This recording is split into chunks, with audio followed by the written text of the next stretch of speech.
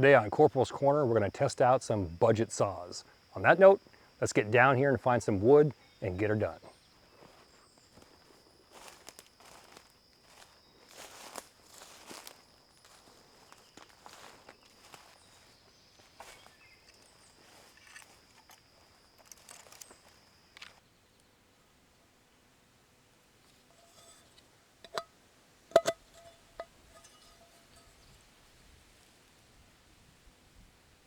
Before we get too far down the trail, don't forget we have 100 Corporals Corner stainless steel and carbon steel pour spout skillets with that classic removable handle dropping to the website as we speak, corporalscorner.com.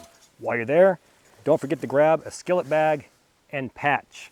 Now, big disclaimer, you have exactly 3 weeks from today to purchase these skillets. They're going to be discontinued to make room for something else. So if you've been looking to get one, saving up for one, grab them while you can, because in 3 weeks, they're not going to come back. Once again, corporalscorner.com. I'll see you there. Now you're going to find certain saws are better than others, and that's where your own personal field time comes into play. You find a saw, you try it out with your current strength. Does this work better than saw X? If it does, you buy that one and upgrade, and it makes your life and your job 10 times easier. But how do we find that out? Trial and error.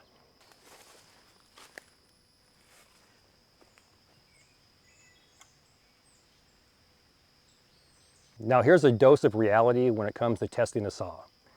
There's several factors or variables, and I've watched about 20 or 30 individuals do this over the past decade, but it always comes down to two things, not one or the other, two things. One, that individual or that tester's physical ability, cardio, and strength. Second is the tooth pattern on that saw. Is that saw designed to cut on the push and the pull, or just the pull? Or push and pull times 3, like a Silky Gomo. So one could go out and find a piece of oak or maple or hickory and be as strong as an ox, muster through it, and say, this is the best saw. Somebody who has issues, health problems, one arm is stronger than the other, maybe had a stroke, they can't do it. So they're going to say, this saw is crap.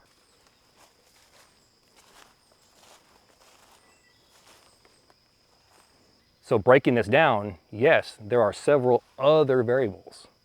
But when it comes down to it, bottom line, determination, your head in the game, blood and guts, if you're stronger than other individuals and you have a mindset of I'm going to do this regardless, and you have the advantage of a good tooth pattern on a saw, I'm of the opinion you could probably get that saw through just about any type of wood, no matter what, over the average person. So that's a limiting factor in all these quote tests. Now, what I like to do is find a specific type of wood. It could be any wood. It could be poplar, it could be pine. Pine's very soft. It could be oak. Whatever that wood is, use the same type of wood and demonstrate the saws on that same type of wood. Again, it could be a very soft wood. I could use a Silky Gomo, get through it in like 2 or 3 strokes. Use a Walmart saw, it might take 10. The wood has nothing to do with the test. It's the tooth pattern and the strength of that individual. Now I will say this, a close runner-up for 3rd place would be the length of that saw or that saw blade. If you think about using a bow drill, you want to utilize the entire length of that bow. The longer the bow, the more revolutions in that spindle. It's less work for you than going like this, you're doing this, right? And you're getting more work done, more heat, and get that ember faster. Using a long saw is the exact same way. If you have one person at this end and one person over there, by the time you go all the way through, you might have cut halfway through that branch or that tree. But we're talking about folding saws, and those are typically around 7 inches to about 10 inch in length. So the length is roughly about the same. So it's going to come down to your personal strength and the tooth pattern on that folding saw.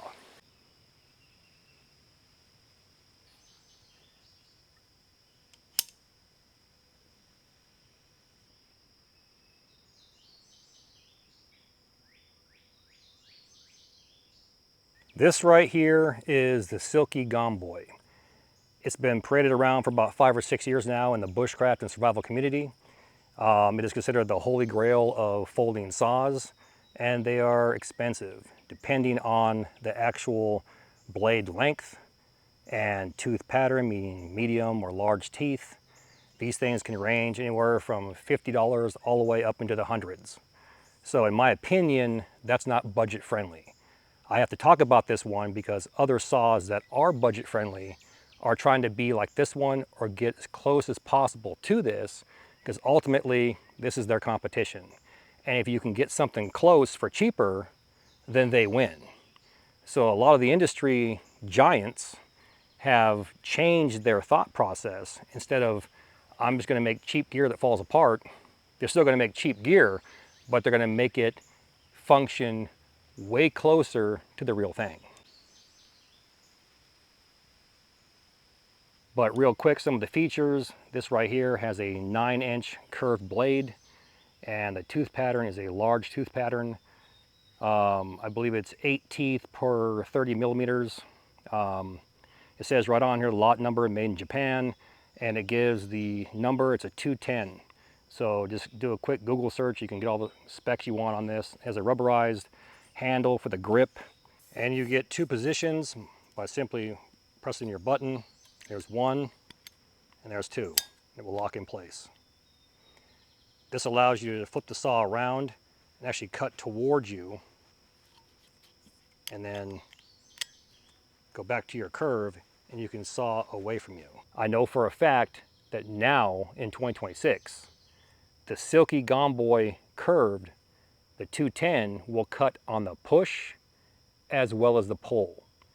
Now, whether or not all Silkies do that, I can't tell you that. You need to figure it out by looking at the tooth pattern and simply grabbing a log and pushing across there. If nothing happens, then you know for a fact it's designed to cut in one direction. And usually that one direction is like ×3 versus doing this. You do it once, it equals this, this, and this. Here's our push, and you can see that mark right there. Now on the pull, right next to it, you can see how much deeper that actually went. But it will cut on that push. And I'm going to push forward. It's 1, 2, 3, 4, 5, 6, 7, 8, 9, 10, 11, 12, 13, 14, 15, 16, 17, 18. And there you have it. Using the king of bushcraft saws, it took 18 strokes with minimal downward pressure, just enough to keep the saw inside of that kerf to actually get through a 2 3/4 inch piece of green maple.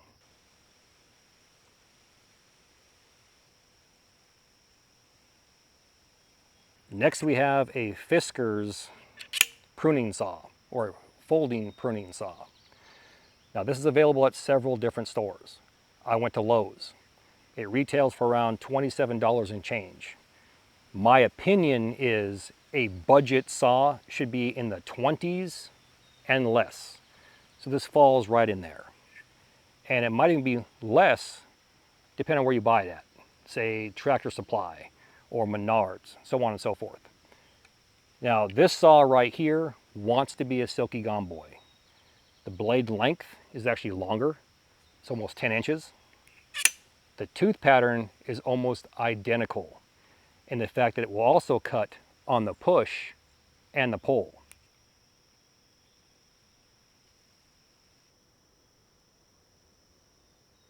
Looking at this, you can see that the Fiskars is actually a good 1.5 inches longer than the Gomo.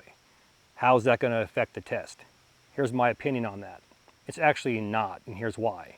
This blade is curved, so when you actually cut, it wraps around and then grabs. This one here is going to be a straight cut the entire time unless I actually rotate my hand back and forth. So all in all, I'm going to say that that's equal. Some can argue that, and that's great. drop a comment in the comment section.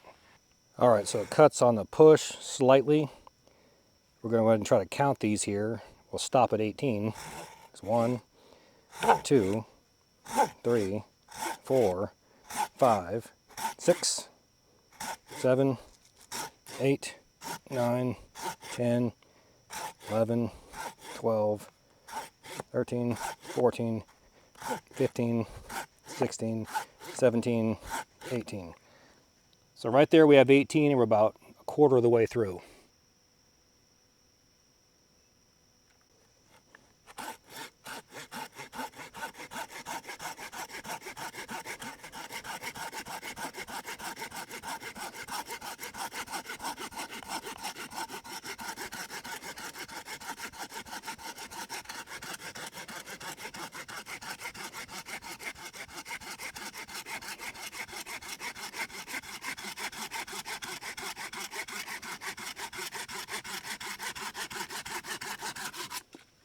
Half the price, let's say $50 for a Silky Gomboy on sale, $27 for a Fiskars. I'm getting 1/3 the amount of work done. So that means I still have 2/3 more before I'm finished. Just cutting a 2.5 to 2 3/4 inch diameter piece of maple. Now, will this thing rip through pine? Maybe. Poplar? Probably. But keeping everything equal, if you got any type of hard wood, this is probably not the saw for you. But, you know, is it affordable? Will it cut? Did it do what it's supposed to do? Yeah. You're just in for a living nightmare.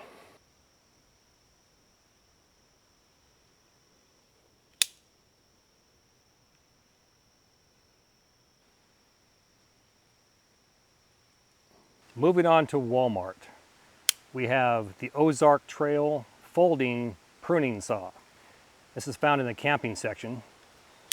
Has an 8-inch saw blade, overall length of 17 inches, and weighs slightly under a pound.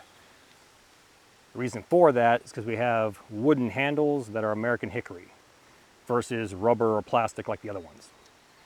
But all in all three of the saws so far come in either at a pound or slightly under.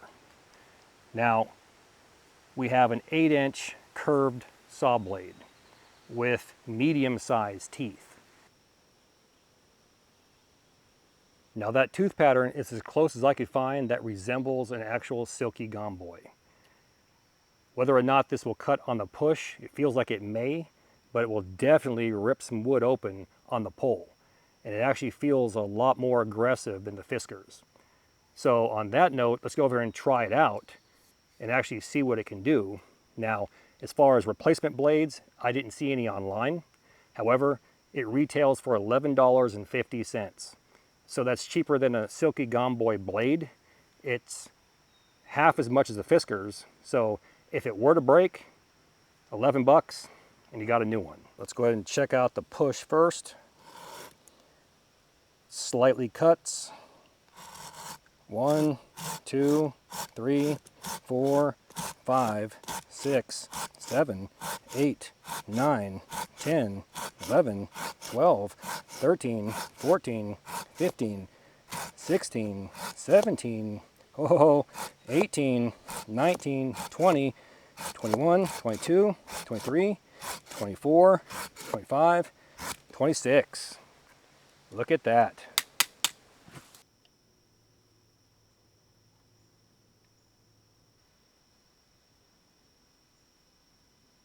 Oh, that is a close runner-up. And I'm gonna go out on a limb here. Looking at both of these saws, the handles are exactly the same length.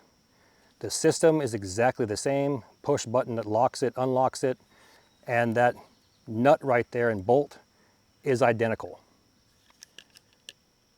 My opinion is what's patented is this tooth pattern. The teeth on the Ozark Trail are slightly smaller. I said it was medium. They look to be the same size width, but not as long. And it's probably because they patented some certain design with this to where you can get close, but not the exact same, right? Also, the Silky Gomo is about 1.5 inches longer. Now we talked about a close runner-up is saw length. All things being equal, if this curved saw blade was the same length as this one, I'm willing to bet you we could probably get that 26 down to 18 to 20. And the best part is, $11.50 is 1/4 of the price of this. It's actually less than 1/4. I'm actually impressed. Now, how long will this stay sharp? I have no idea. You can't buy replacement blades, but again, $11.50 at the camping section in Walmart. The Ozark Trail folding pruning saw. I'm impressed. That was cool. Like I said, if this had been an extra 1.5 inches, or the teeth were a little bit longer, that would make the difference of probably 5 or 6 strokes on there, and they'd be equal. So far, you know, the main budget saw, this bad boy right here. Now, we have one more to test, and I kind of don't want to because it's gonna be embarrassing, but you never know what happens. So there's always a diamond in the rough, right? So on that note, let's get it done.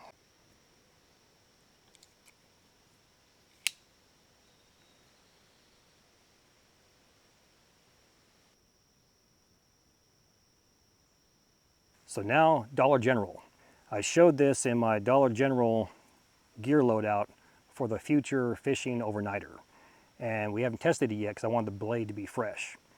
We have this folding saw or folding pruning saw from True Living Outdoors, which is either it's owned by Dollar General or it's affiliated with them. And it's sold in, I want to say, their outdoor section. Not all Dollar Generals are created equal, but some have like an outdoor with barbecues and, you know, tiki torches and things like that. It's found right there. It's not in the hardware section with hammers and et cetera, or the tarp.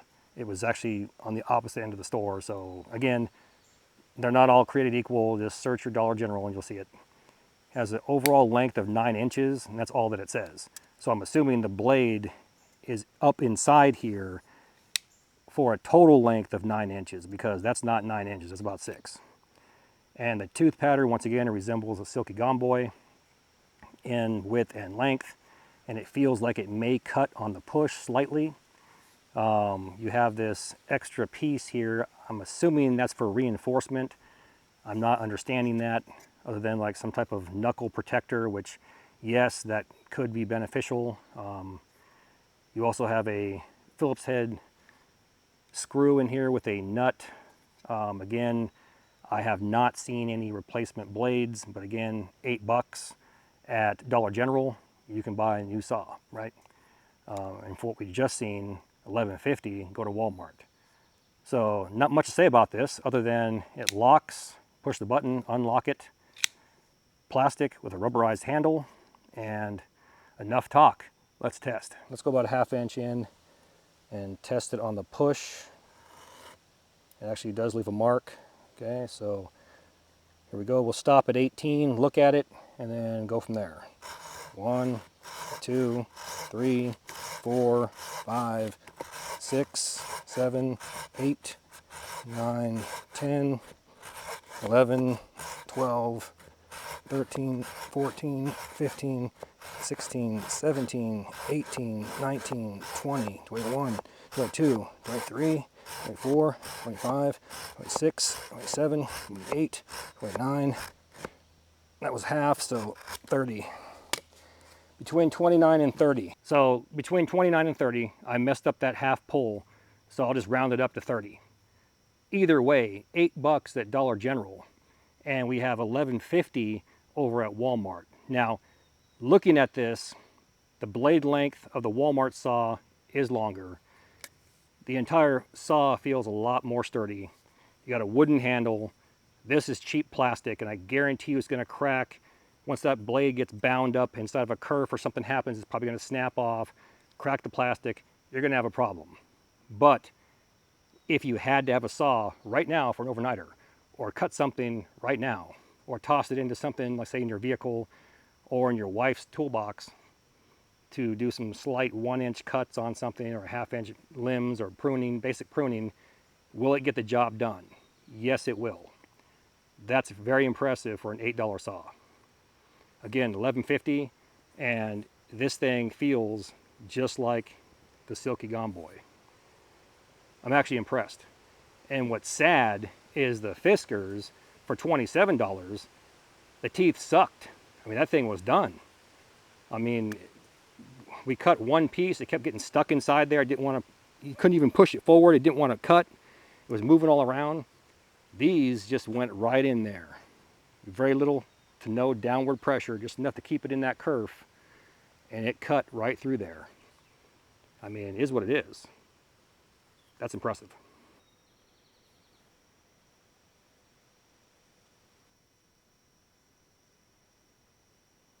Fiskars, my humble opinion, is it a saw? Does it work? Yes.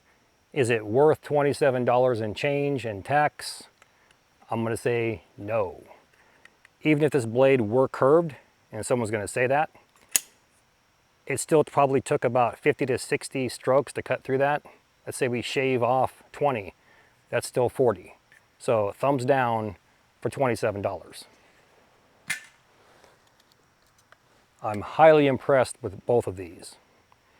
Now, in my mind, the clear winner is the Ozark Trail from Walmart. $11.50 in the camping section. Opinions vary. Leave yours in the comment section. Tell me who you think won, or which one you thought won. Close runner-up, $8 pruning saw from Dollar General. This is unreal. The weak spot, like I said, is the metal being held together by the plastic. That's a weak point, and it's going to break at some point. At some point, that is going to break or crack, and then it's worthless. So I'm going to say $8, right? $3.50 more, you have this, and this is solid. This is solid. And I think from now on, this is going to be my go-to saw in my military harness. So look for this in upcoming videos. Now, leave a comment in the comment section. Tell me which one you thought was the best and why. I'm impressed. On that note, don't forget, we have 100 Corporals Corner stainless steel and carbon steel skillets dropping to my website as we speak. You currently have 3 weeks, and then that model or that design is going to be discontinued to make room for something else. If you're not understanding why, then you missed about 2 years of videos, because we explain every 3 to 4 months that we change it up, we rotate it.